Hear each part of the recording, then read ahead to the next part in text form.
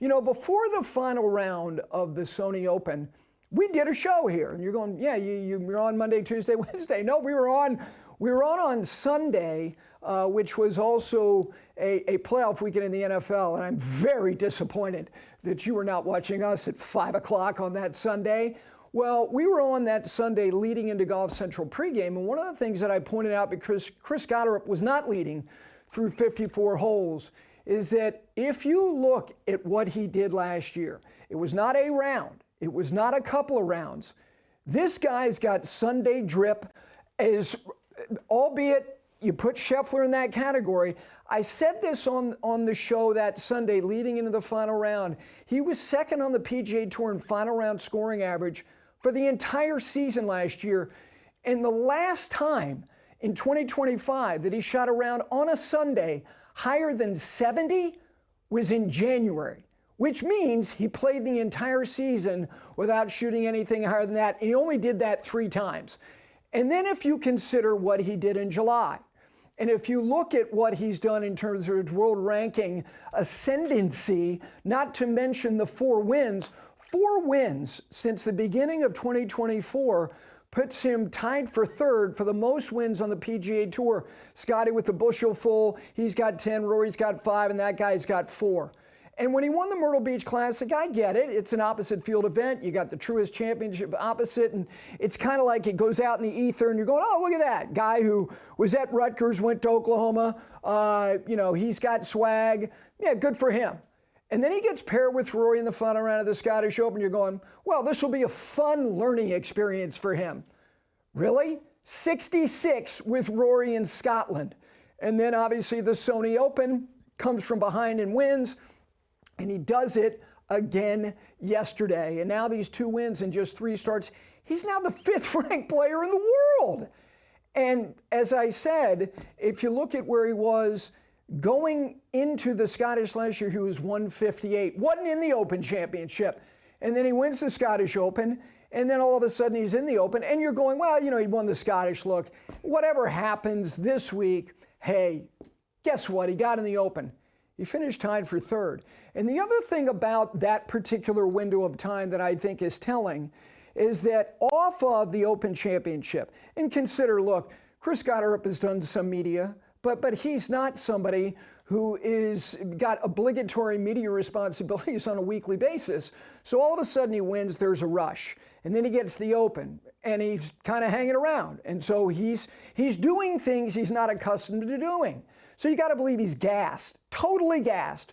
But he committed to the 3M Open, which was off of the Open Championship in Minnesota, and he goes there, and he finishes tied for 10th. Those things are telling to me about, I'm not going to flake out, and whether some people would have given him some flack. He didn't do that. He went there, and then he bared down, and he competed, and he finished tied for 10th and hung around the Ryder Cup conversation. I mentioned the Sunday drip. There's something about the way that he comports himself. And look, he doesn't have to start sauntering around. Look, we can name the handful of gaits, the guys who have that particular walk. DJ had one, that Brooks has got his strut. Rory's got a little bounce. It's not so much the way he walks, it's everything else. And I know that there's something, it's idiosyncratic what he does with not strapping his glove. He's got Lanny in him. And I don't mean that like the chirpy Lanny, God love him. I'm talking about just the guy at the bottom of the hour who's going to join us, Luke Clanton. I said this about him. He's got an aroma of belief. Chris Gotterup is the dude. He's one of those dudes. So look, barring all things impossible, he will represent the United States in a President's Cup, and now he is moving himself into a place that he clearly believes that he belonged. Patrick took the Middle East, a 1-2-1 in 3 events. Guys hopscotching from Dubai to Bahrain to Qatar.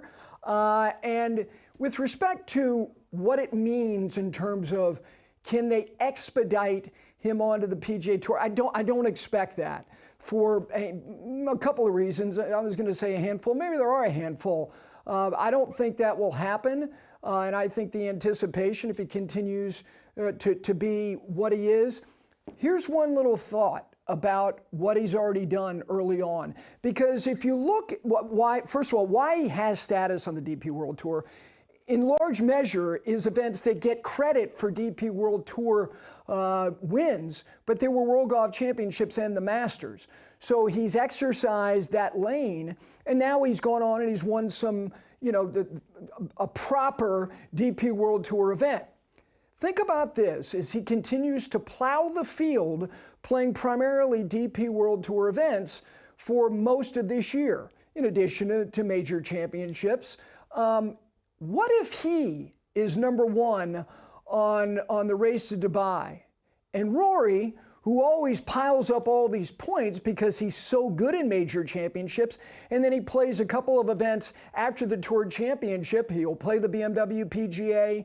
I remember the year where he won the FedEx, and all of a sudden he was in Switzerland the next week. I don't think he's going to be playing the Omega Masters this year, but he's going to play the BMW PGA Championship. He'll play the Irish Open. What if they go to the last couple weeks and Reed is 1 and Rory's 2? You thought about that? And thought about the fact that Rory's got his 7 Harry Vardon trophies. He passed Seve at the end of this past year, and he's now just 1 behind Monty. What if P. Reed is Rory's roadblock to number 8? You getting up early this fall before NFL games, which just ended last night, are going on in November? I will be. That would be fantastic. The interesting thing about Patrick Reed, yes, winning the Masters, his major championship record is really very modest. It really is. 45 starts, only 5 top 5s. He is a wonderful player. There's no doubt about that. And with respect to Chris Gotterup, I'll say what I said at the beginning of the program. He's got Sunday drip. He really does. And it will be fascinating to watch him in terms of life's different now. You start piling up wins. It's pre-tournament media responsibilities. It's featured groups. It's a light that is now shined. A lot of people like attention. Far less people like to be watched.